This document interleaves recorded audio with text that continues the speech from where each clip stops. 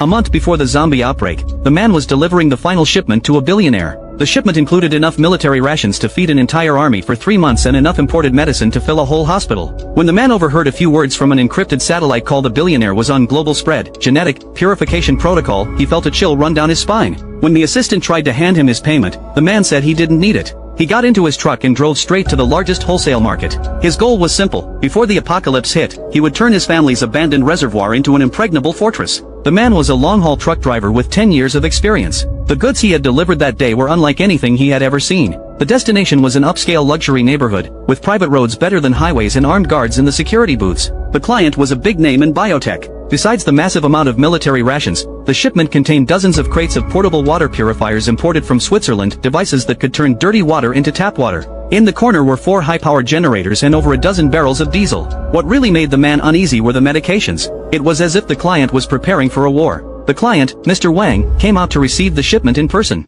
He looked exhausted, as if he hadn't slept in days. He clutched a black satellite phone tightly. The man overheard him say something into it about things being out of control. When Mr. Wang hung up, he shot the man a cold, piercing look. The man immediately looked away, but his mind was racing. Global infection, genetic purification protocol. Those words hit him like a hammer. He thought back to those deleted forum posts from 2 weeks earlier, about a rabies-like outbreak in some southern city where infected people went on a biting frenzy. He had dismissed them as clickbait. But now, looking at the eerie shipment and hearing that tech elite's frantic tone, he couldn't help but wonder if the world was really about to end. His gut told him he needed to take supplies and run. When it came time to settle the payment, he looked Mr. Wang straight in the eye and said he didn't want a cent. All he asked was for Mr. Wang to spare some supplies and load them into his truck. A flicker of hesitation crossed Mr. Wang's face, then he immediately told his men to do it. The moment the truck was packed, the man didn't waste a second. He drove off. He didn't go home or back to the company. Instead, he opened his banking app, sold all his stocks at a loss, and took out loans from every site he could find.